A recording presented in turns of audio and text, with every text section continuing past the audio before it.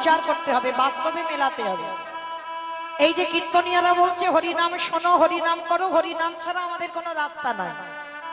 আচ্ছা মাইরা একটু ভালো করে বিচার করে দেখেন তো, বাস্তবের সঙ্গে হরিনাম ছাড়া মানুষের কোনো রাস্তা আছে? রাস্তা যদি থাকতো বাবা, যে যত বড় ধনী হোক না কেন, যার যত টাকা থাকুক না কেন, যার যত অর্থ থাকুক না কেন, কেউ যদি সারা জীবন দিল্লি বোম্বে কাটিয়ে দেয়, কেউ যদি বাবা সোনার পালঙ্কেও ঘুমায়, মনে রেখো শেষের দিনে তোমার এরা কেউ আপন নয়। যতই আগলে বসে থাকো না কেন বাবা, ছেলে আমারে, মেয়ে আমারে, জায়গায় আমারে, জমি আমারে, বৈভব আমারে, বন্ধু আমারে, বান্ধব, কিন্তু একেবারে যদি বাঁশি বেজে যায়, পড়ে থাকবে সরকারি খামা। তুমি এসেছো একা, তুমি যাবে একা। যেদিন এসেছিলে তুমি কাউকে সঙ্গে করে নিয়ে আসনি, একা এসেছো পৃথিবী। আর যেদিন পৃথিবী ছেড়ে যাবে সেদিনে তুমি একা যাবে মা। যে যত তাড়াতাড়ি এটা চিন্তা ভাবনা করে নিতে পারবে ততই তাড়াতাড়ি তার লাভ। কারণ যতই আগলে বসো না কেন, এরা তো তোমার নয়, সব দুদিনের জন্য। পৃথিবীতে যা যা কিছু দেখছো অনিত্য বস্তু, আর নিত্য বস্তু যদি থাকতে হয় একটাই, যেটা হলো আমার গৌর গোবিন্দ চরণ। জগতে সব মিথ্যা, সত্য একটাই, যেটা হলো আমার গোবিন্দ চরণ। আর জগতে সব মিথ্যা, কারণ সব দুদিনের জন্য কাছে আছে বাবা, একটা একটা করে সব ছেড়ে চলে যাবে। তাহলে কেউ চিরস্থায়ী নয়। কিন্তু মায়েরা শেষের দিনে তোমার কেউ সাধ দিক বানা দিক, একজন কিন্তু তোমার সাথ দেবে, সেটা কে বাবা? তোমার কর্মফল। এইটা একটু ভালো করে মাথায় রেখে দেবে মা। কতবার কীর্তন শুনেছো, কতবার ভাগবত আসরে বসেছো, কতবার গুরু চরণ আশ্রয় করেছো, কতবার সাধুগুরু বৈষ্ণবের চরণ ধরেছো, কতদিন একাদশী করেছো, কতবার তুলসী তলায় জল দিয়েছো। এই ভালো ভালো কর্মগুলো তোমার সাথ দেবে, আর কেউ তোমার সাথ দেবে না। তবে আমি মৌমিতা একটা গ্যারান্টি দিতে পারি, আর একজন তোমার সাথ দেবে। সে কে জানো? সে যত বড় লোক হোক আর গরিব হোক, যার বাড়িতে আছে বাবা খুব ভালো, আর যার বাড়িতে নাই, দুটো জিনিস শেষের দিনে ভাড়া করতে হবে। একটা হলো খোল, আর একটা হলো করতা। জানি না মা আপনাদের এটা ঝাড়খণ্ড, এই ঝাড়খণ্ডের নিয়ম আছে কিনা জানি না, তবে আমার কলকাতার এলাকায় নিয়ম আছে। মানুষ মরে গেলে কিছু দাও বা না দাও, এই খোল করতালটা তোমার বাজাতে হবে, আর পিছনে বলবে বলো হরি হরি বল, বলো হরি হরি বল। কি বাবা নিয়মটা আছে আপনাদের এই জেলাতে? এখানেও হয় খোল করতাল বাজায়? আচ্ছা এই জায়গাটা একটু বিচার করেন, কেন বাজাবো? কেন বাজাবো? কারণ বাবা ঠাকুর বিসর্জন যখন করতে যাচ্ছে বড় বড় ডিজে বক্স বাজছে। কিংবা আপনাদের এখানে বাজে? বাহ, আমাদের এলাকায় এমন বাজবে না তোমার হার্ট অটোমেটিক ব্লক হয়ে যাবে, মানে এত ধুম ধাড়াক্কা বাজে। তা বাবা ঠাকুর বিসর্জনে যাচ্ছ তখন ডিজে বাজাচ্ছ, আর যেদিন আমার দেহটা বিসর্জন হবে একটা কি ডিজে বক্স বাজাতে বাজাতে গেলে হতো না? নিশ্চয়ই হতো। তাহলে হচ্ছে না কেন? এই জায়গায় চৈতন্য মহাপ্রভু শিক্ষা দিলেন, ওরে কলির জ্ঞানন্দজি, সারাদিন যাদের রাখলে বসে রইলি, কৃষ্ণ ভজন করতে পারলি না, কৃষ্ণ বলে কাঁদতে পারলি না, কেউ তোর সাথ দিল না, তাহলে সাথ দিল কে? এই হরি নামে যাবে। আমাদের পচা দেখো,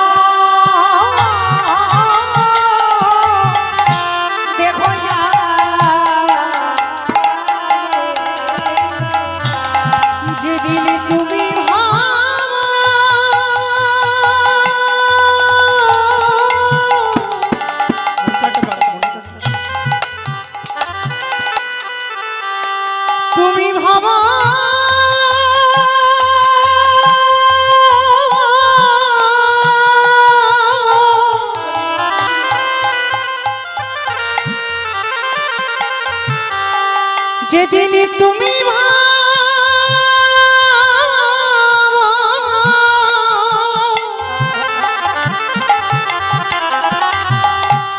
ওই ভাব পারে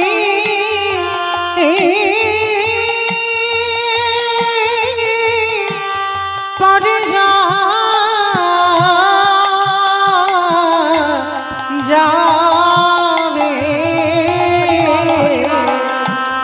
সেই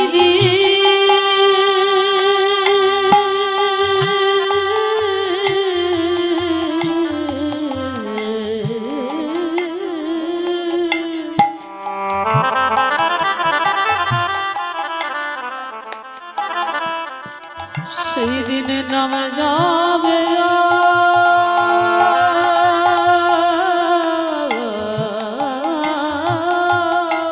হরি বল হরি বল। আর এই পচা দেহ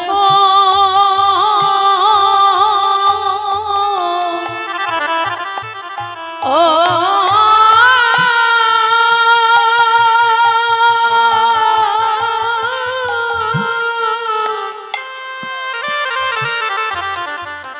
দেহ যাবে।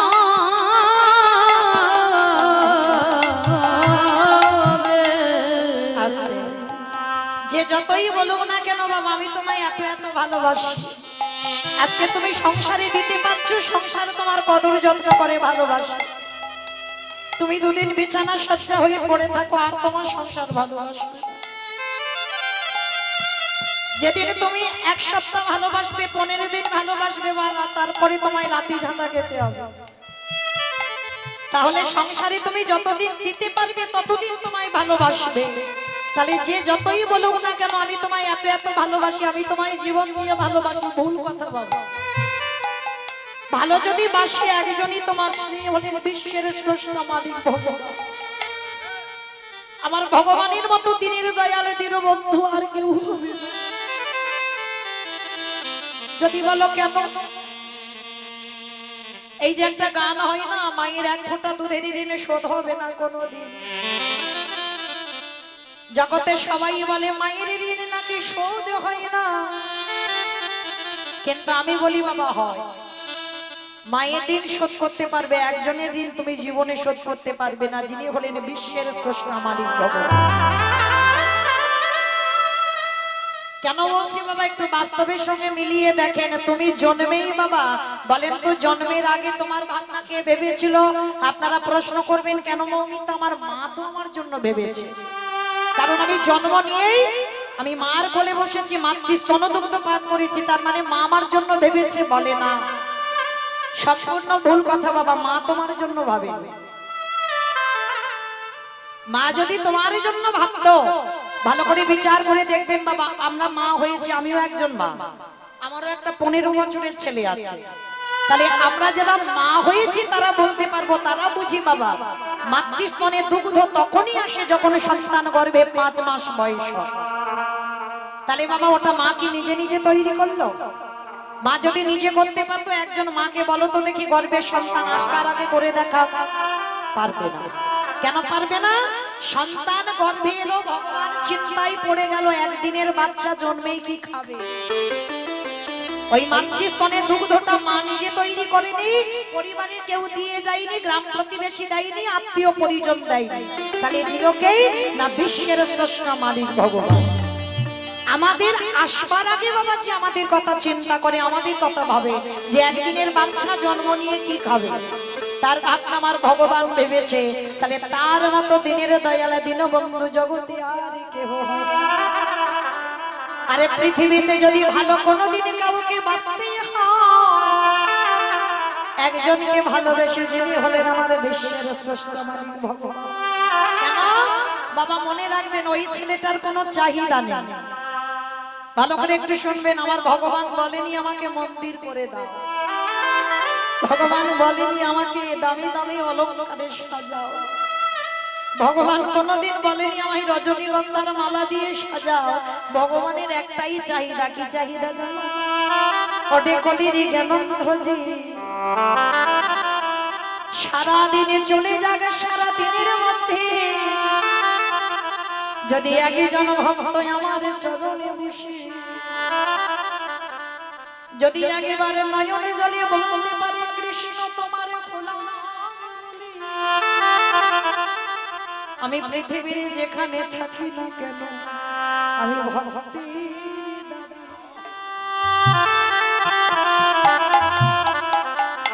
দাঁড়িয়ে দয়ালে ছুটিয়া যে জন হাবুরে বলি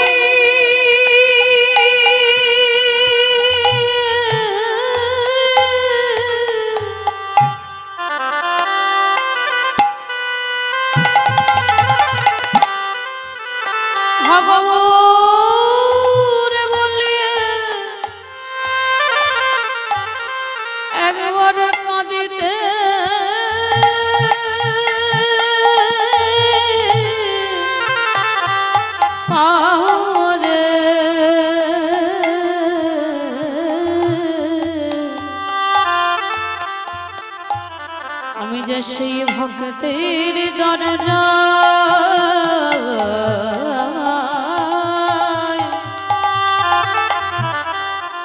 সদাই ছুটে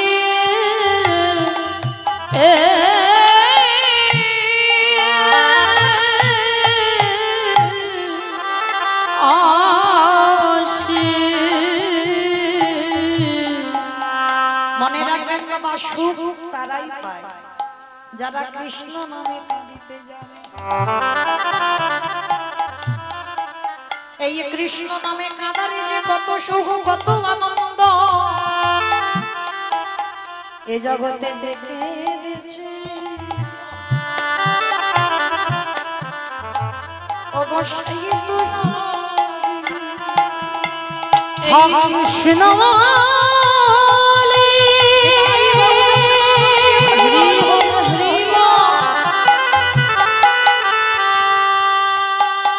কৃষ্ণ বলে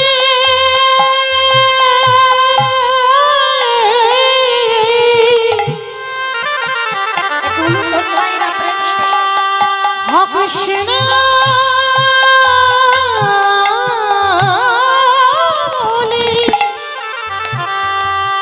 বলে নয়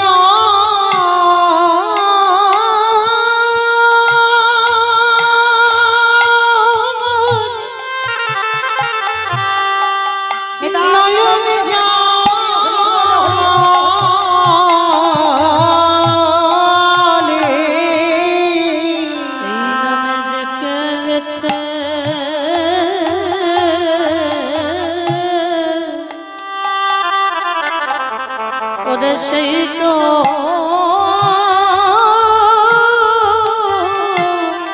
জানে। তো মাইরা চলেন আমরা সবাই কীর্তনের প্রারম্ভে আমার কমিটি দাদা ভাইদের প্রণাম দিলাম। কেন গেলাম আধুপুরি করে আজকের হরিনামের আয়োজনটা করেছে। কীর্তন জগতে অধম কীর্তনিয়া হয়ে সবার চরণে ধন্যবাদ দিয়ে আজকে চলেন মাইরা কিছুক্ষণের জন্য আমরা যাব শ্রীধাম নদিয়া নবদ্বীপ ধাম। প্রথম দিনের প্রথম কীর্তনিয়া যখন আমি মাইরা, আমাদের সবাইকে যেতে হবে আমার পশ্চিমবঙ্গের মাটিতে বাবা শ্রীধাম নদিয়া নবদ্বীপ ধাম। শুধু আমি বলে নয়, কীর্তন জগতে যত যত কীর্তনিয়া আছে আগে আমার দুটো ছেলেকে ডাকতে হবে। তবে বাবা আমার ছেলে নয়, আমাদের ছেলে। এক হলো নিতাই চাঁদ আর এক হলো আমার গৌর চাঁদ। এই দুটো ছেলেকে বাদ দিয়ে বাবা কীর্তন হবে না। কেন? চৈতন্য চরিতামৃত গ্রন্থে কবিরাজ গোস্বামী পাদ লিখেছে, সংকীর্তন পিতা শ্রীকৃষ্ণ চৈতন্য, সংকীর্তন যোগ্যী তারি যে ভজে সেই বড় ধন্য। তাহলে যাতে আমরা কীর্তনিয়ারা যারা প্রতিদিন আসবো, আমাদের মতো কীর্তনিয়াদের মঙ্গল হোক, আমার সম্প্রদায়ের মঙ্গল হোক, গ্রাম প্রতিবেশীর মঙ্গল হোক, দূর দূরান্ত থেকে ভক্তরা যারা এসেছেন তাদের মঙ্গল হোক, যাদের উদ্যোগে কীর্তন তাদের মঙ্গল হোক।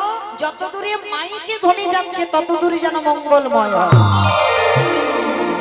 কি মাইরা সবাই একটু যাবেন তো নদিয়ায়? সবাই যাবেন? তাহলে মাথা নাড়লে হবে না মা, নদিয়ায় যেতে গেলে ভগবানের জন্য একটু কাজ করতে হবে। শুধু বসে বসে শোনা যায় না। আর বিশেষ করে বাবা এসে শুনলাম আমার এই বাবার মন্দিরটা বড় জাগ্রত মন্দির, তাই তো? রানীশ্বরী বাবা ভোলানাথের মন্দির বড় জাগ্রত মন্দির। তাহলে এই মন্দিরে বসে মনে প্রাণে কোনো সংসারের চিন্তা নয়, ওই ছেলে বউ নাতিপুতি ওদের চিন্তা নয়, একেবারে দেহ মন প্রাণটা যেন কৃষ্ণ নামে ডুবে যায়। কারণ আমার বাবা ভোলানাথ হলেন পরম বৈষ্ণব, কোনো সাজা নয়, ত্রিলোকের বড় বৈষ্ণব। কারণ আমরা বাবা সাজা বৈষ্ণব জগতে অনেক পাই, আর আমার ভোলানাথকে ভগবান আখ্যা দিয়েছেন ত্রিলোকের বড় বৈষ্ণব। আর সেই ভোলানাথকে সাক্ষী রেখে আমরা সবাই বসেছি হরি কৃষ্ণ নাম শ্রবণ করতে। তাহলে এবার কীর্তন শুনতে গেলে তিনটে বস্তু দরকার, শঙ্খধ্বনি, উলুধ্বনি, আর যাদের যাদের হাতগুলো এসেছে বাবার মন্দিরে, আর যাদের আসেনি বলবো না, যাদের হাত আছে প্রেম সে আত্মনিবেদন। কি মাইনা হাত আছে তো? যাদের আছে কই একবার দেখাও তো দেখি। নিতাই গৌর প্রেমানন্দে হরি বল হরি বল হরি বল। তার মানে সবার হাত আছে, কই এবার একটু উলুধ্বনি করে দেখাও।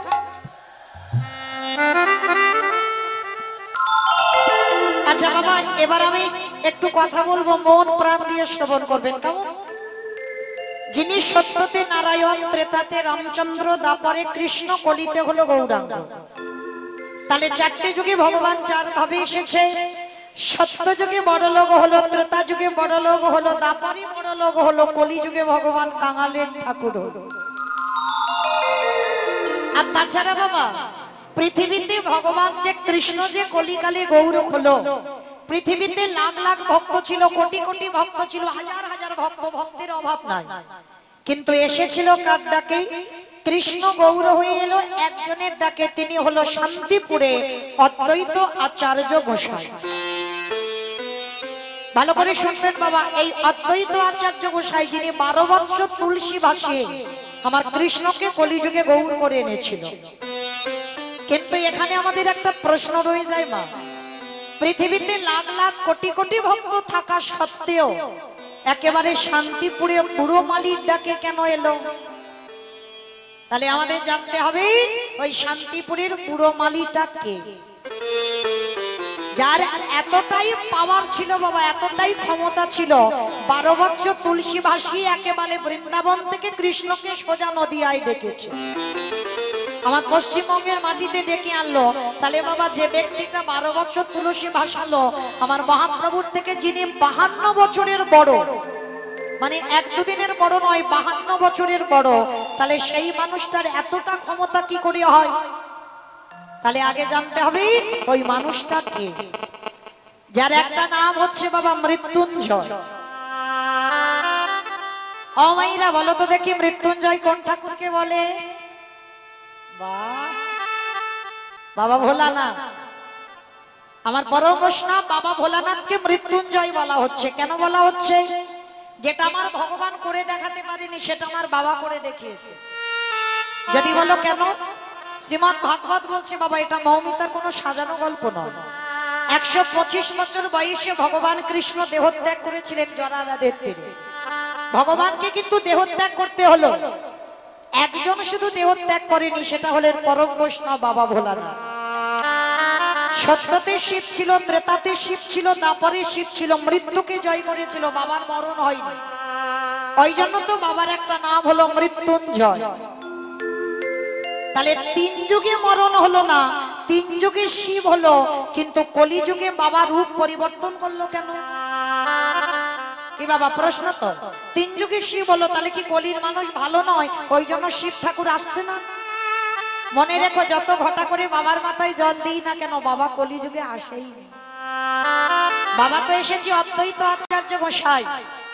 এই অদ্বৈত আচার্য গোসাই চেনো মা? তোমাদের গ্রামে যেন কেউ ভেবো না। এই অদ্বৈত আচার্য গোসাই হলো পঞ্চতত্ত্ব ছবি যাদের বাড়িতে আছে, শ্রীকৃষ্ণ চৈতন্য প্রভু নিত্যানন্দ শ্রী অদ্বৈত গদাধর শ্রীবাস আদি গৌর ভক্তবৃন্দ। মাঝখানে যে ছেলেটা হাত তুলে আছে বাবা, ওটা সবাই জানে, একটা বাচ্চাকে জিজ্ঞাসা করবে বলে দেবে ওটা নিমাই, কলিযুগের ভগবান। আর ওই নিমাইয়ের ডান দিকে দেখবেন একটা বয়স্ক লোক, চুলগোপ দাড়িগুলো সব পেকে সাদা, উনি হলেন পরম বৈষ্ণব বাবা ভোলানাথ, কলিযুগে হয়েছেন অদ্বৈত আচার্য গোসাই। তাহলে এই যে বাবা ভোলানাথ কলিকালে শিব হলো না কেন? সত্যযুগে শিব, ত্রেতাতে শিব, দাপরে শিব, কিন্তু কলিতে শিব রূপটা ধরলো না কেন? এই কেন কথা জানতে গেলে বাবা আমাদের সবাইকে একটুখানি যেতে হবে সেই মহাভারতে। আর মহাভারতে গেলেই বাবা প্রশ্নের উত্তরটা আমরা সবাই পেয়ে যাব। কিসের জন্য আজকের কলিকালে বাবা শিব হতে পারছে না? তাহলে চলেন মায়ের একটু মন প্রাণ দিয়ে শুনবেন, কেমন অপরাধটা বাবা কি করে ফেলেছিল, যার জন্য কলিকালে বাবা শিব হলো না, কলিকালে অদ্বৈত আচার্য গোসাই হলো। যেদিন বাবা মহাভারতে, এখানে অনেকে শাস্ত্রজ্ঞানী, অনেকে তত্ত্বজ্ঞানী, অনেকে গ্রন্থ পড়েন। মহাভারতে বাবা যুধিষ্ঠির মহারাজ করেছিল রাজস্বই যজ্ঞ। এই রাজস্বই যজ্ঞে মায়েরা মনে রাখবেন ভগবান কৃষ্ণ নিজে দাঁড়িয়ে থেকে সবাইকে দায়িত্ব দিয়েছিল। যেমন ধরুন আমার এই কমিটি দাদারা কীর্তন করাচ্ছে, বাবা বলেন তো একা একার দ্বারা কি সম্ভব? কখনো নয়। আপনারা প্রশ্ন করবেন কেন মৌমিতা, অনেকে তো ব্যক্তিগত কীর্তন হয়, মানে পার্সোনাল কীর্তন হয়, একা একা কীর্তন করায়, কিন্তু বলে না অর্থ হয়তো একজন দেয়, কিন্তু বাবা শ্রম গ্রাম প্রতিবেশী বন্ধু বান্ধবদের দিতে হয়। অর্থ একজন দিচ্ছে কিন্তু শ্রম দিতে হবে অনেককে। তার রাজস্বই যজ্ঞ করেছিল যুধিষ্ঠির মহারাজ মহাভারতে। ভগবান কৃষ্ণ সবাইকে দায়িত্ব দিয়েছিল। আর যুধিষ্ঠির মহারাজ বলেছিল, কৃষ্ণ কৃষ্ণ তুমি সবাইকে দায়িত্ব দিয়ে দিচ্ছ, তুমি কোনো কাজ করবে না। আমার এই যজ্ঞে সবাইকে কাজ দিচ্ছ, তুমি তো কিছু করবে। ভগবান আমার একটু মুচকি হেসে বলেছিল, জানো দাদা, আমি তো সবাইকে একটা করে কাজ দিয়েছি, কিন্তু আমি আমার জন্য দুটো কাজ আলাদা করে ফেলে রেখেছি। সে কি, সবাইকে তুমি একটা করে কাজ দিয়েছো, আর তুমি তোমার বেলা দুটো কাজ। আচ্ছা কৃষ্ণ, তুমি কি এমন কাজ করেছো যার জন্য বাবা তুমি আলাদা করে দুটো কাজ রেখেছো? সে কাজগুলো কি কি? ভগবান আমার যুধিষ্ঠির মহারাজের কাছে করজোর করে বলছে, জানো দাদা, আমার প্রথম কাজ হবে এই যজ্ঞে যত যত ভক্তরা আসবে, এই যজ্ঞে যত সাধুগুরু ব্রাহ্মণ বৈষ্ণব আসবে, আমি কৃষ্ণ দয়াময় হই, আমার প্রথম কাজ হবে আমি নিজের হাতে তাদের চরণ যুগল ধৌত করে দেব।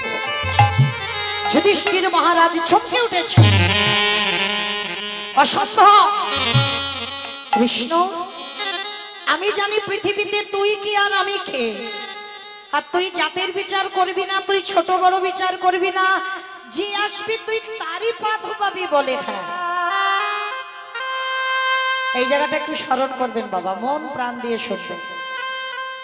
মানুষ জাত বিচার করে, আমার ভগবানের কোনো জাত বিচার নয়। কে নিচু যা, কে উঁচু যা, কে হিন্দু কে মুসলমান, এটা আমার ভগবানের বিচারে নয়। বিদর্ভী মুসলমান মলয় চাঁদ কাজীকে উদ্ধার করলো, কাজী সাহেবকে উদ্ধার করেনি। অনেকে যান মায়াপুর, কিন্তু ওটা মায়াপুর নয়, মিয়াপুর ছিল, ওই কাজী সাহেবের সম্পত্তি। কাজী সাহেবকে সবাই মিয়া সাহেব বলতো, ওই জন্য ওটা মিয়াপুর ছিল। আমরা হিন্দু, হিন্দুরা করেছি ওটা মায়াপুর, কিন্তু আসলে ওটার নাম হচ্ছে মিয়াপুর। তাহলে একটা মুসলমানের সেই সম্পত্তিতে আমরা হিন্দুরা গিয়ে রাজ করি কেন? এটাই চৈতন্য মহাপ্রভুর কৃপা, সবাইকে প্রেম দিয়েছে। কোনো জাত বিচার নয়, কোনো ভেদাভেদ নয়, এমনকি পশু পাখিকেও কোল দিয়েছে ভগবান। তো আজকের ভগবান কৃষ্ণ বলছে, আজকের আমি পা ধোয়ার কাজ করব, কোনো জাত বিচার নয়, ছোট বড় বিচার নয়। যুধিষ্ঠির মহারাজ বলে বলেন, অসম্ভব, আমি মানি না কৃষ্ণ। কে কোন জাতির মানুষ হবে, সবার তুই পা ধোয়াবি কেন? আচ্ছা বলেন তো বাবা, যিনি বিশ্বের স্রষ্টা মালিক ভগবান, যার কোনো কিছু অভাব নেই, কি বাবা অভাব আছে? যিনি মনে করলে একটা সেকেন্ডে পৃথিবীটাকে লয় প্রলয় করে দিতে পারে, যার ইচ্ছাতে মরা গাছে ফুল ফোটে, যার ইচ্ছাতে শুকনো গাঙে উজান বয়, সেই ভগবান আজকের পা ধোয়ার কাজটা কেন করছে? মনে রাখবে মায়েরা, একটু মন দেবেন কীর্তনে। নিজে আচরি ধর্ম জীবেরই শিখায়, নিজে না করলে ধর্ম জীবকে শিখানো না যায়। এই শ্লোকটা বাবা কীর্তনিয়ারা সবাই বলে, দেখবেন, নিজে আচরি ধর্ম জীবেরই শিখায়, নিজে না করলে ধর্ম জীবকে শেখানো না যায়। মনে রাখতে হবে বাবা, আগে আমাদের আচরণ ঠিক করতে হবে, আমাদের চলা ঠিক করতে হবে, আমরা বলা ঠিক করতে হবে। ভালো করে বলেন তো, আমরা যারা শিক্ষার জায়গায় দাঁড়ায়, তাদের নিজেদের যদি শিক্ষাটা না থাকে, নিজে যদি কৃষ্ণ বলে না কাঁদি, অপর কাঁদবে কি করে? নিজে যদি পিতা মাতাকে সম্মান না করে, সেই তার কথা শুনে অপর শিখবে কি? নিজে যদি সাধুগুরু বৈষ্ণবের চরণ ধুলা না নেয়, তাহলে তার মুখের কথা শুনে কি বাবা কারো শিক্ষা হবে বলে মনে হয়? যে যদি অহংকার মঞ্চে বসে থাকে, তার মুখের কথা শুনে বাবা কিছু হবে বলে মনে হয়? তাই তো ভগবান রাজস্বই যজ্ঞে পা ধোয়ার কাজটা করছে। কেন করছে জানো বাবা? জানি না আপনাদের এই জেলাতে নিয়ম আছে কিনা, তবে আমাদের এলাকায় অনেক অনেক জেলাতে নিয়ম আছে এখনো। সাধুগুরু বৈষ্ণব গেলে, গুরুজনেরা গেলে বাবা আগে পা ধোয়ার ব্যবস্থা করে। কিন্তু এগুলো আগেকার দিনে ছিল বাবা, এখনকার সমাজে আমাদের মতো মেয়েরা যত টিভি সিরিয়াল দেখি আর তাদের মতো আচরণ হয়ে যায়। কিন্তু মনে করে দেখো তো, এই আমরা হিন্দু ধর্মের মানুষ, আমরা সনাতন ধর্মের মানুষ, বাড়িতে যদি গুরুজনই আসে, চরণ ধরে বলে যাই মা অধম কীর্তনিয়ার কথা যদি কারোর মনে থাকে, গুরুজন যদি ঘরেতে পা দেয়, সবার আগে পা ধোবার ব্যবস্থা করবে। সাধুগুরু বৈষ্ণব যদি দুয়ারে আসে, সবার আগে পা ধোবার ব্যবস্থা করবে। গুরুদেব যদি বছর অন্তর আসে, সবার আগে চরণ ধোবার ব্যবস্থা করবে। আর যদি একেবারে বছর অন্তর সাধুগুরু বৈষ্ণব গুরুদেবের নাও পান, যে যার ঘরের বাবা মা তো আছে, যে যার ঘরের শ্বশুর শাশুড়ি তো আছে। মনে রেখো মা এই হতভাগিনীর কথা, চেষ্টা করবে বৎসরে একবার। আমি রোজ রোজ বলে যাচ্ছি না বাবা যে রোজ রোজ বাবা মার পা ধোবা, বৎসরে একবার চেষ্টা করো বাবা পিতা মাতার চরণ যুগল একটু ধৌত করে দিতে। যদি বলেন বাবা এটা আমি বলছি, আমার কথা নয়, ভাগবতে ভগবান কৃষ্ণ সুদামাকে বলে রেখেছিল, সুদামা এই পৃথিবীতে সবার বড় গুরু হলো যে যার ঘরের বাবা মা, তারপরে গুরু হলো শিক্ষা গুরু, দীক্ষা গুরু, তারপরে গুরু হলাম আমি ভগবান। ওই ভগবান তো একবারও বলেনি সবার আগে আমি বড় গুরু, একবারও বলেনি, কখনো বলেনি, বারবার বলেছে পিতা মাতাকে আগে জায়গা দাও। হাজারবার নবদ্বীপ যেতে হবে না, হাজারবার বৃন্দাবন যেতে হবে না, দক্ষিণ ভারত পশ্চিম ভারত কোথাও যেতে হবে না, যদি তুমি তোমার বছর অন্তর পিতা মাতার চরণ সেবা একবার করতে পারো। ভগবান বললেন সে যদি কৃষ্ণ বলে ডাকতেও ভুলে যায়, আমি সারা জনম তার দরজায় বন্দী হয়ে যাই। পিতাই গৌর প্রেমানন্দে।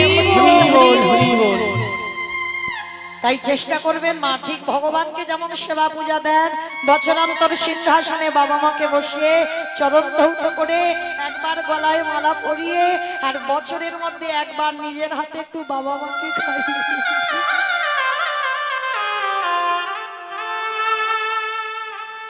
যারা হারিয়েছ তারা জীবনের শেষ পর্যন্ত কাঁদলে আর ফিরে পাবে না।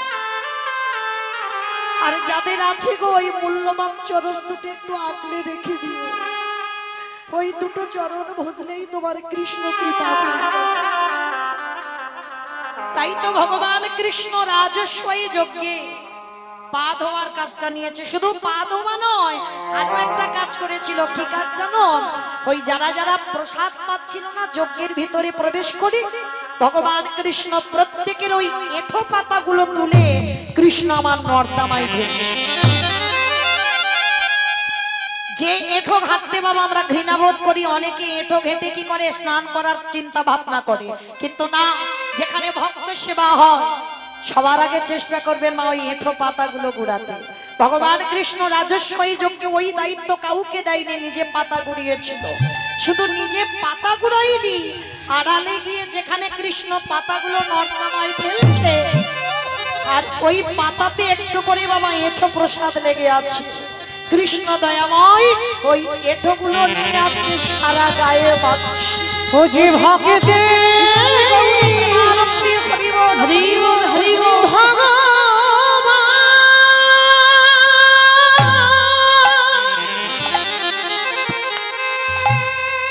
ও যে ভক্ত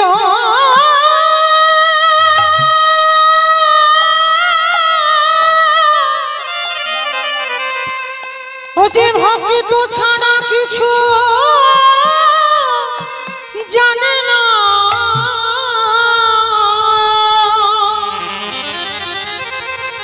তাই তো যুগে যুগে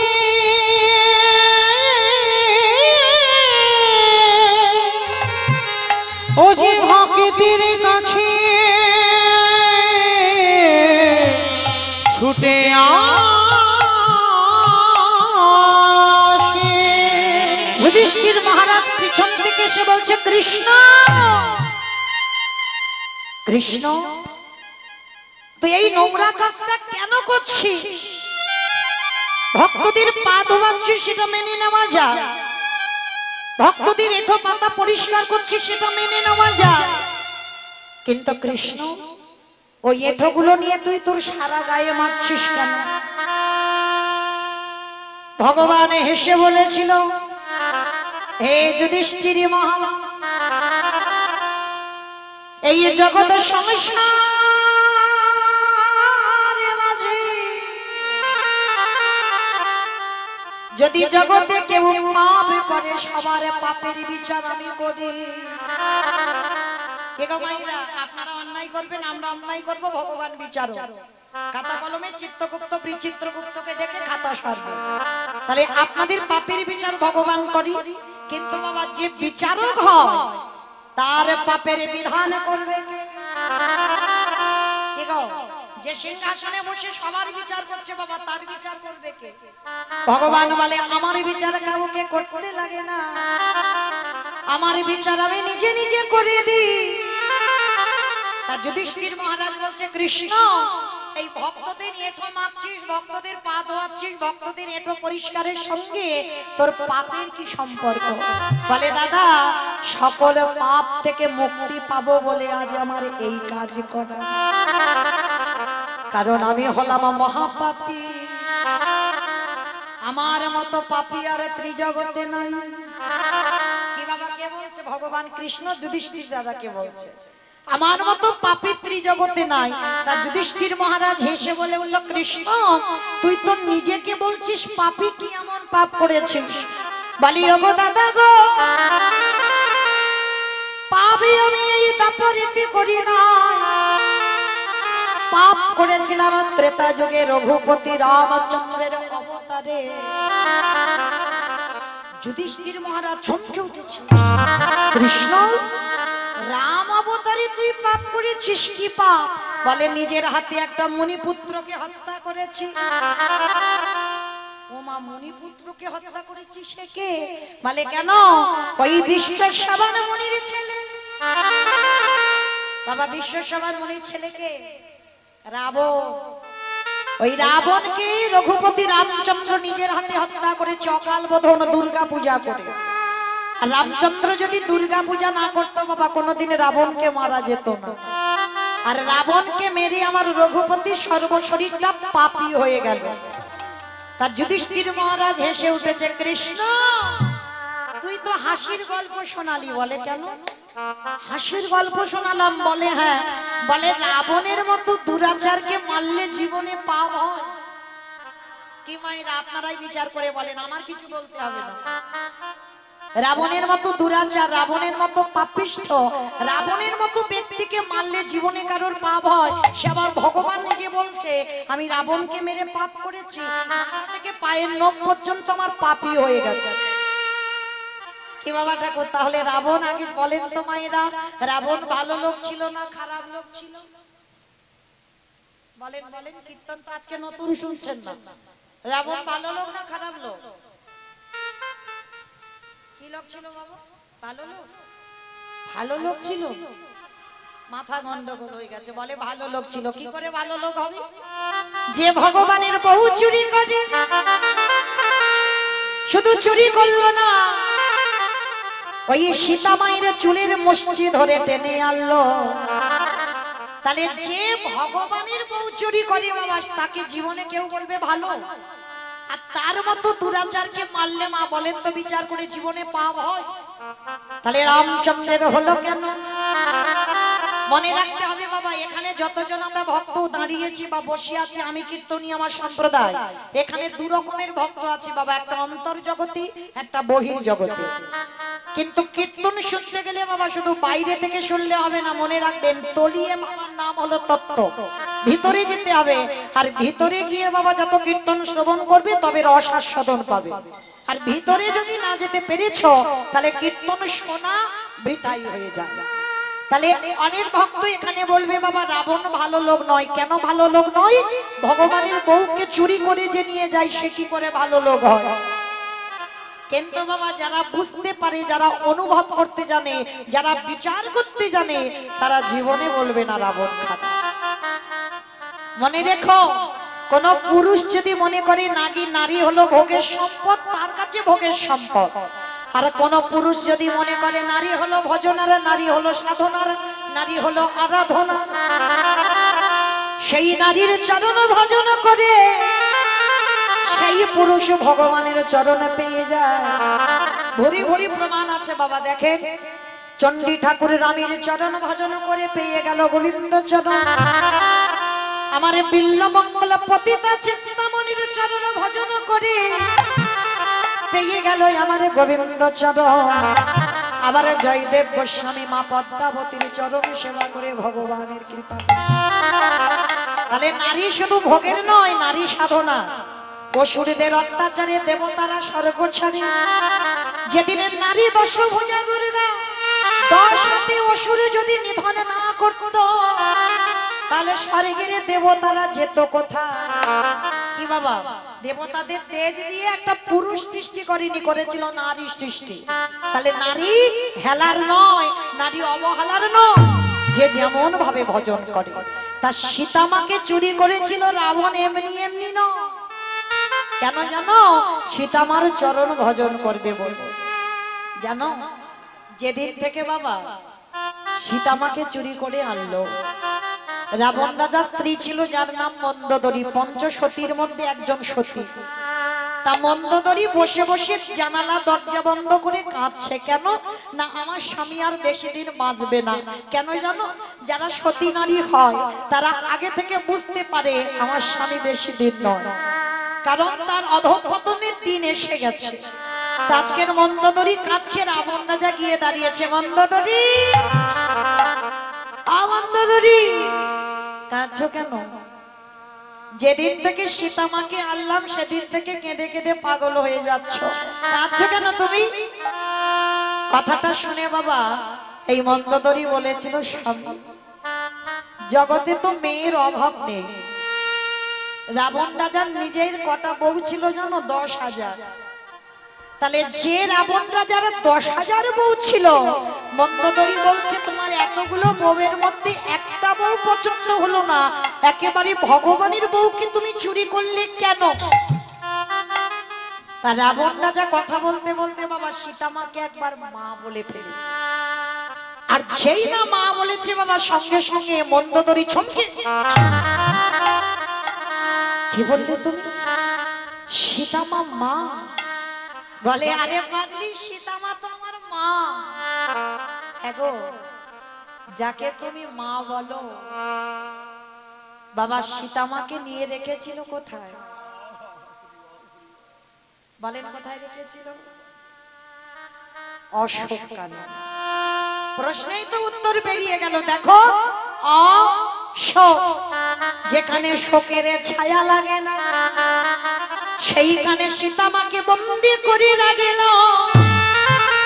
শুধু বন্দি করলো না, ওই চেরির দ্বারা সীতামাকে সব সময় মারত, এত যন্ত্রণা দিত সীতামাকে। তা মন্দোদরী তো নারী, আর এক নারীর বেদনা বোঝে।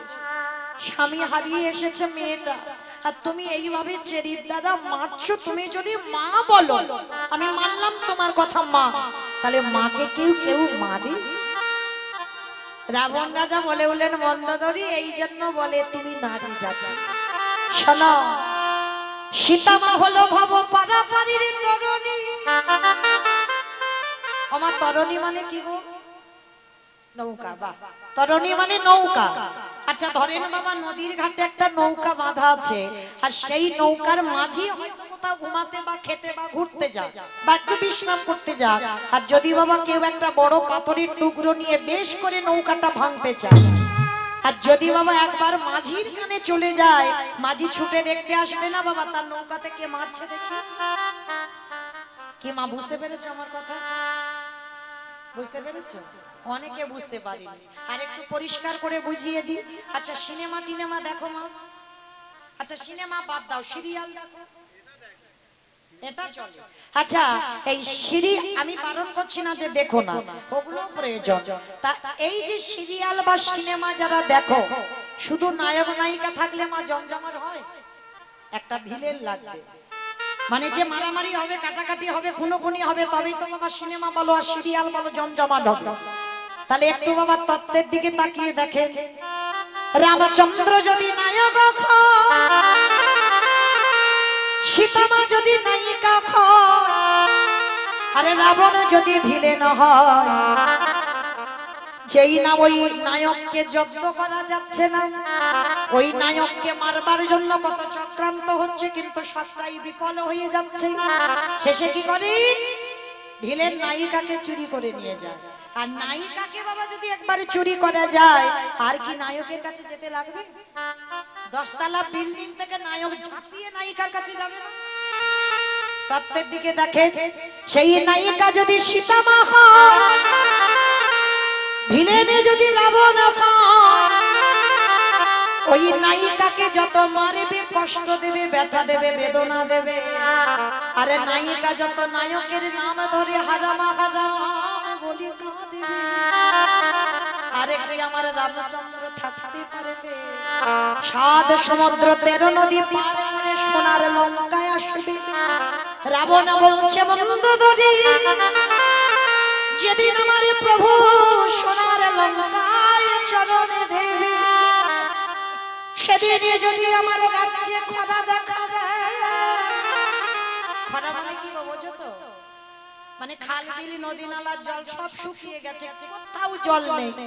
রাবণ বোঝাচ্ছে তার স্ত্রীকে, মন্দোদরী, যদি আমার রাজ্যে খরা দেখা দেয়, কোথাও জল না থাকে, আরে সেই সময় যদি আমার রামচন্দ্র লঙ্কায় আসে, বলো বলো কি দিয়ে চলো?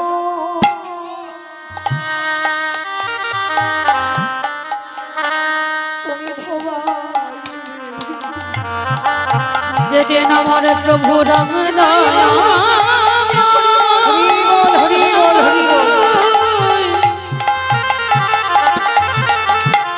প্রভু রামচন্দ্র এই লঙ্কা আসবে, সেদিন কি দিয়ে চরণ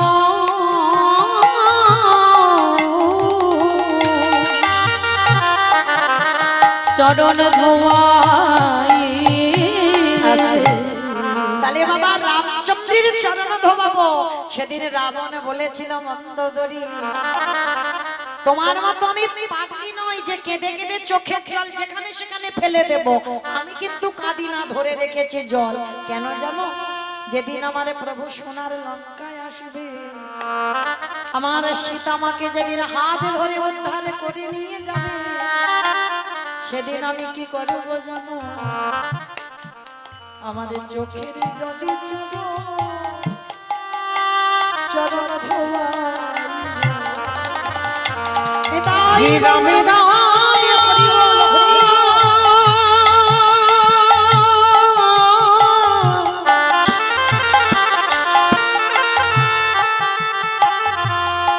হে রাম দয়া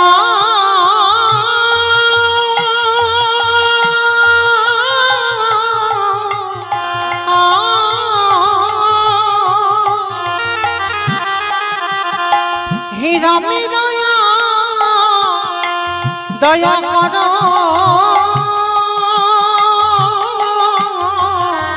করো বলে সেদিন চোখের জলে চরণ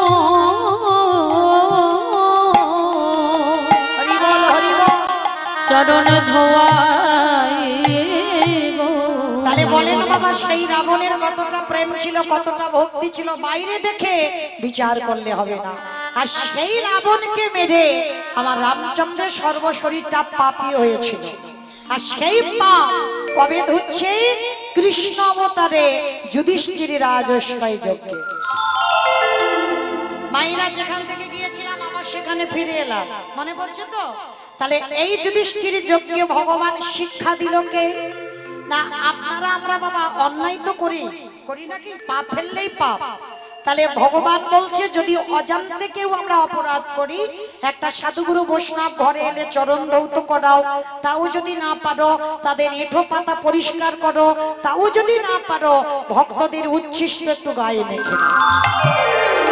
আর যদি নিতে পেরেছ, অজানা পাপ, কোটি কোটি জন্মের অজানা পাপ থেকে মুক্তি পাবো পাবো পাবো। তাই তো স্বয়ং কৃষ্ণ দয়াময় রাজস্বই যজ্ঞের দরজায় দাঁড়িয়েছে বাবা, যারা যারা আসবে প্রত্যেকের পা ধোয়াবে আর যজ্ঞের ভিতরে ঢোকাবে।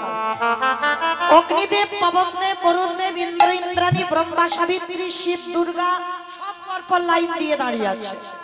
সবাই পা ধোয়াচ্ছে, কৃষ্ণ যজ্ঞের ভিতরে ঢোকাচ্ছে। এমন সময় জগৎ জননী মা দুর্গা আমার বাবা ভোলানাথকে ডাকছে, প্রাণনাথ, ও প্রাণনাথ, আর দেরি নয়, চলো কৃষ্ণ পা ধোয়াবে, পা দুটো একটু ভালো করে ধুইয়ে নি চলো। কে বলছে? মা দুর্গা বলছে বাবা ভোলানাথকে। আর বাবা ভোলানাথ কথাটা শুনে হেসে বলে বলেন, হ্যাঁ গো পার্বতী, তোমার কি মাথার গন্ডগোল হয়েছে? আমার পা ধোয়াবে আমার ভগবান? শোনো, তোমার যদি এত ধোয়াবার ইচ্ছা হয় তো তুমি লাইনে দাঁড়াও, কিন্তু আমার পা আমার কৃষ্ণ কোনো মতেই ধোয়াতে পারবে না।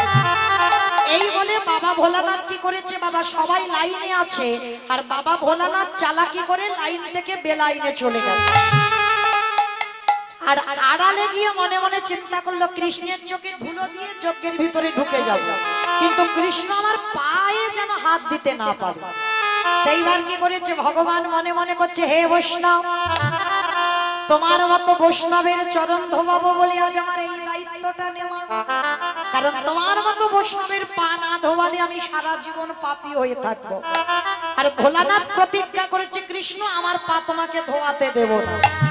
এই বলে বাবা কি করেছে, লাইন থেকে বেলাইনে গেছে। আর আড়ালে গিয়ে বাবা কি করেছে জানো, একটা কুকুর হয়ে গেছে। ভোলানাথ একটা কুকুর হয়েছে, আর কুকুর হয়ে মনে মনে চিন্তা করছে, কৃষ্ণ তোমার চোখে বা ধুলো দিয়ে কি করে যজ্ঞে যাই দেখো। আর বাবা এইখানে আমার বাবা বৈষ্ণবের একটু বোঝার ভুল হয়েছিল। মানুষ মানুষের সঙ্গে চালাকি করতে পারে, মানুষ মানুষকে ঠকাতে পারে, কিন্তু আমার ওই বেটা কেলে ছোড়ার সঙ্গে চালাকি হয়। বাবা ভোলানাথ বুঝতে পারিনি, ভেবেছিল চালাকিটা ঠিক করতে পারবো। এইবার কি করেছে, আড়ালে কুকুর হয়ে গুটি গুটি পায়ে আসছে, আর কৃষ্ণ তো হেড হয়ে পা ধোয়াচ্ছে। পায়ের মাঝখানটা বাবা ফাঁকা মতো দেখেছে ভোলানাথ, আর মনে মনে চিন্তা করছে ওইখান থেকে আমি ঢুকবো ওই যজ্ঞের ভিতর। এইবার কি করেছে, ভগবান নিচু হয়ে পা ধোয়াচ্ছে, আর এদিকে তো বাবা ভোলানাথ বুঝতে পারিনি যে কৃষ্ণের চোখ চারদিকে ঘুরে ঘুরে বেড়াচ্ছে। কি গো মাইরা, কে কীর্তন শুনছে, কে শুনছে না, কে গল্প করছে, কে হাসছে, কে শুধু খালি পাকার বাতাস করছে, কে কেঁদে যাচ্ছে, আর কে বসে বসে। আমি কিচ্ছু দেখতে পাচ্ছি না, কিন্তু মা যে করে বাঁকা করে বাঁকা দিতে পারবে ফাঁকি, সময় মতো বাড়িতে পৌঁছে দেবে কে কীর্তন শুনেছে আর কে শোনেনি।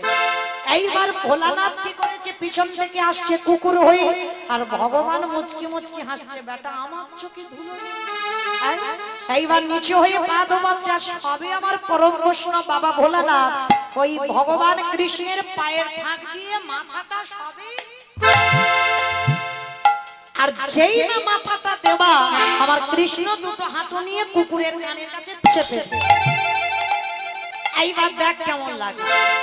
এইবার যত আমার ভোলানাথের কানের কাছে চেপে ধরে কৃষ্ণ হাঁটু দুটো নিয়ে, আর কৃষ্ণের ওই ব্যথাটা পেয়ে ভোলানাথ ছটফট করছে, কৃষ্ণ ছেড়ে দে, কৃষ্ণ ছেড়ে দে, কৃষ্ণ ছেড়ে দে। বলে ছাড়বো বলে ধরি না। হে বৈষ্ণব গোসাই, ও হে বৈষ্ণব গোসাই,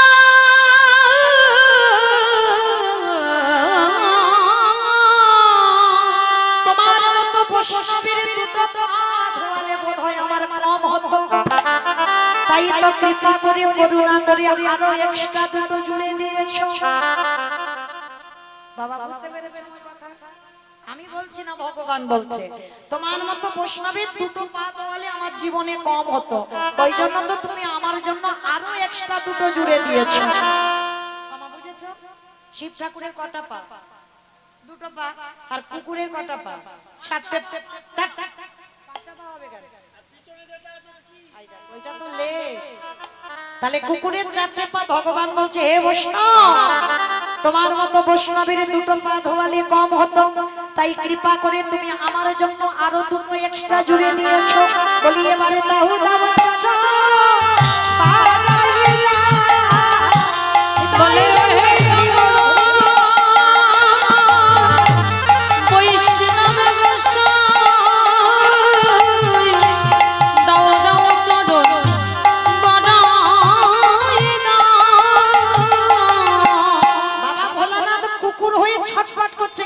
বাবা একটা প্রেস্টিজের ব্যাপার, সম্মানের ব্যাপার, নিজ রূপে আসতে পারছে না, আর কুকুর হয়ে শুধু বলছে কৃষ্ণ আমি কান বলছি না বলছি জীবনে আর ভুল করব না, আমায় ছেড়ে দে। চুপ। এইবার দেখো আমি তোমার কি ব্যবস্থাটা করব। মোটা দড়ি নিয়ে কুকুরটাকে একটা গাছে আস্তে পিষ্টে বেঁধেছে। এইবার বাবা কুকুরটাকে যেই বেঁধে দিয়েছে, এবার কুকুরের চারটে পা শুধু ছটফট করছে। ভগবান বলে এবার পায়ের ব্যবস্থা করতে হবে। মোটা দড়ি নিয়ে কুকুরের চারটে পা এক জায়গা বেঁধে দিয়েছে, আর সেই না চারটে পা বেঁধে দিয়েছে, কুকুর তো আর কিছু করতে পারছে না, শুধু নয়ন জলে ভুগু ভাসাচ্ছে কৃষ্ণ করে। ওরে কৃষ্ণ রে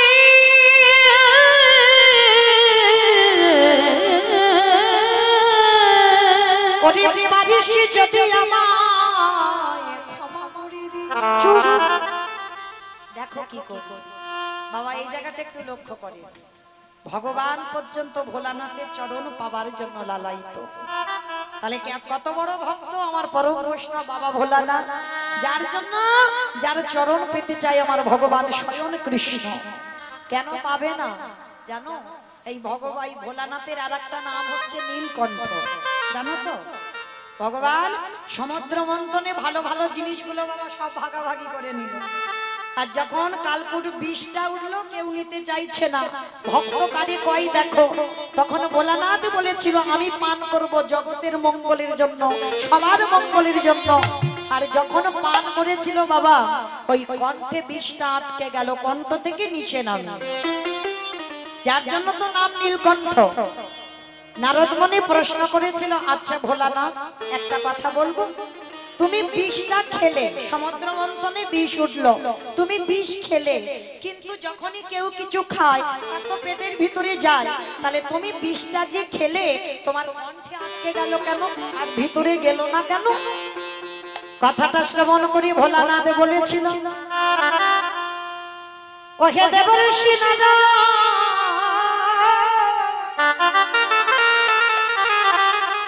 তুমি বোধহয় জানো না এই হৃদয়ে আমার গোবিন্দ বাস করে, এই বিষ যদি আমার কণ্ঠ থেকে আমার হৃদয়ে যায় তাতে আমার গোবিন্দ বড় ব্যথা পাবে। তাই ওহে দেবর্ষি আমি কণ্ঠে আটকে রাখলাম বিষ, আমি নিচে নামালাম না কেন? আমি কষ্ট পাবো, আমি দুঃখ পাবো, আমি ব্যথা পাবো, আমি বেদনা পাবো, আমার কৃষ্ণ জানা যেন সুখে থাকি বলে আমি জানো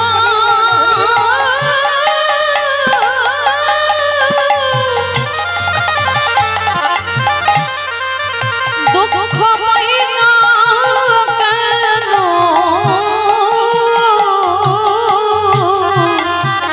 আমার কৃষ্ণ জানো যেন সুখী থাকে। শুধু এ ঘটনা নয়, যে ব্যক্তি মারা যায় না বাবা ভোলানাথ তার দরজায় দাঁড়িয়ে থাকে। বাবার তো খুব প্রিয় জায়গা শ্মশান, তাই না? খুব প্রিয় জায়গা শ্মশান। কেন শ্মশান জানো? ভোলানাথ ভক্তের দুয়ারে দাঁড়িয়ে থাকে, তবে যেমন তেমন ভক্তের দুয়ারে নয় বাবা, যদি কৃষ্ণ ভক্ত দেহ ত্যাগ করে সেই ভক্তের দুয়ারে দাঁড়ায়, আর তার দেহটা নিয়ে যখন শ্মশান ঘাটে যায়, আর দেহটা পুড়িয়ে যখন ছাই করে চলে আসে, আমার পরম বৈষ্ণব ভোলানাথের রাতের অন্ধকারে সেই কৃষ্ণ ভক্তের ছাই তুলে নিয়ে বাবা সারা গায়ে, শুধু ছাই নয়, ওই ছাই মাখতে মাখতে যদি এক টুকরো হাড় পেয়ে যায়, ওই হাড়গুলো কৈলাসে নিয়ে গিয়ে হাড়ের মালা করে বসে বসে থাকে। কেন জানো? ভোলানাথের ভয় হয় যদি কোনোদিন আমি কৃষ্ণ নামে ভুলে যাই, এই কৃষ্ণ ভক্তের হাড়ে যদি আমার কাছে থাকে, ওরা কৃষ্ণ কৃষ্ণ কৃষ্ণ বলে রে, যেদিন আমি ভুলে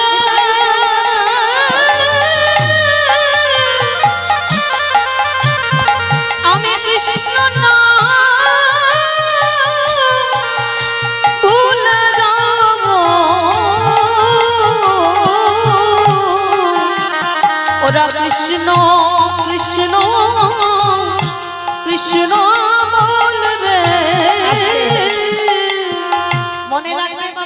বৈষ্ণবতা অর্জন করেছি আমরা, তাদের কোনো লোভ লালসা থাকতে নেই।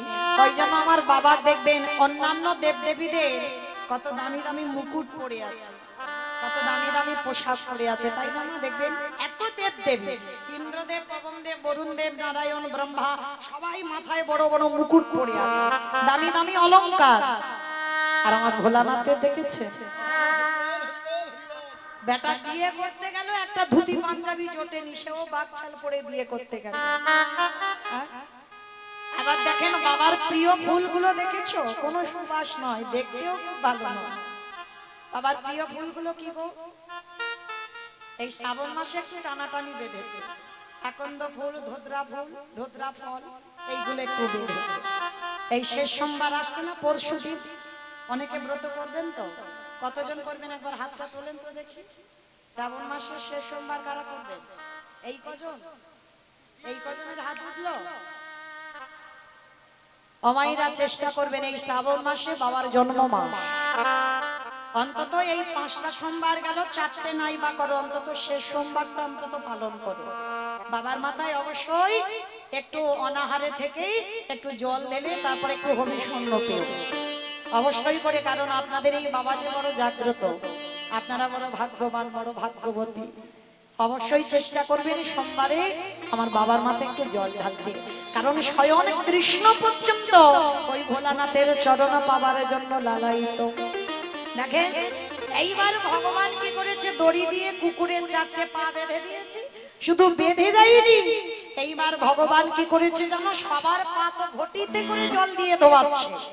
আর বৈষ্ণবের বেলা কি করেছে জানো, ওই কুকুরের 4টে চরণ একবার বুকে জড়িয়ে ধরেছে, আর বুকে জড়িয়ে ধরে খালে বিলি নদী নালার জলে নয়, কৃষ্ণ দয়াময় আমার, ওই কৃষ্ণ দয়াময়,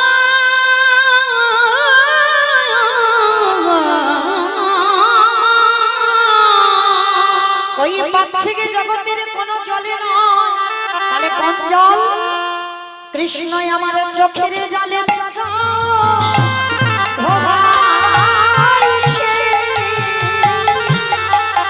বৈষ্ণবের কৃপা, কৃপা করমলি, আজ চোখের জলে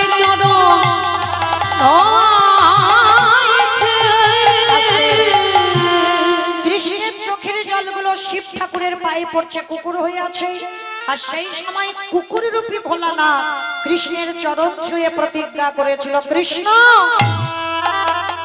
আমি কথা দিলাম আগত কলিকালে আমি আর শিব হব না, কলিকালে আমি হব অদ্বৈত আচার্য গোসাই, অদ্বৈত আচার্য গোসাই। বাবা ঠাকুর যেখান থেকে গিয়েছিলাম আবার সেখানে ফিরে এলাম। আমি কি বলেছিলাম, সত্যতে শিব, ত্রেতাতে শিব, দাপরে শিব, কিন্তু কলিতে শিব নয়। আর কেন নয়, এই হলো তার কারণ, কৃষ্ণের চোখের জল ভোলানাথের চরণে পড়ল বলে ভোলানাথ প্রতিজ্ঞা করেছিল, কৃষ্ণ আগত কলিকালে আমি এই শিব রূপটা ধারণ করে কোনোদিন যাব না। আর শোন, আমি হব অদ্বৈত আচার্য গোসাই, তুই হবি আমার নদী আর নিমাই, তুই কৃষ্ণ নয়, আমি 12 বছরে তুলসী ভাসিয়ে তোকে বৃন্দাবন থেকে নদিয়ায় নামাবো, আর শান্তিপুর থেকে যেদিন তোর সঙ্গে প্রথম আমার সাক্ষাৎ হবে, আজ যেমন তোর চোখের জল কুকুরের পায়ে পড়লো, এই কুকুরে যেদিন অদ্বৈত হবে, তুই যেদিন নিমাই হবি, ওরে এমনি করে যেদিন নদী নিমাই হবি, এমনি করে চরণ ধোয়াইব। তাহলে মায়েরা পরিষ্কার বোঝা গেল, যার জন্য পৃথিবীতে কারোর ডাকে নয়, অদ্বৈত আচার্যের ডাকে কৃষ্ণ গৌর হয়ে। আর এসে কি করলো জানো, কেহ বলি পুরবীতি রাবণ বধিরা, কেহ বলে পুরাবীতি,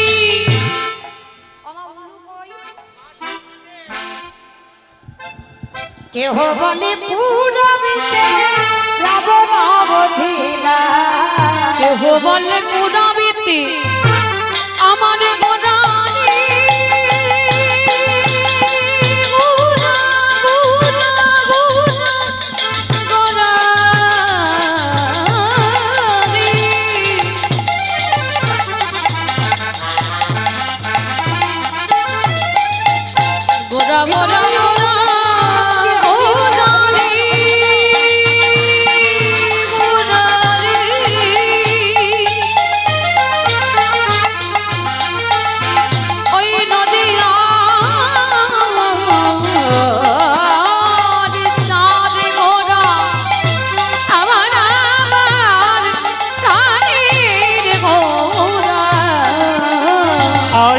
ভবানী পূজামিতি রাবণ বুঝিলা আজি গোলকের বৈভবে লীলা প্রকাশ করিলা ওই গোলকের বৈভব লীলা প্রকাশ করিল গোলকের বৈভব লীলা প্রকাশ করিলা শ্রী রাধার ভাবে গোদাবতা শ্রী রাধার ভাবে রে গোরা অবতার হরি শ্রী রাধারে ভাবে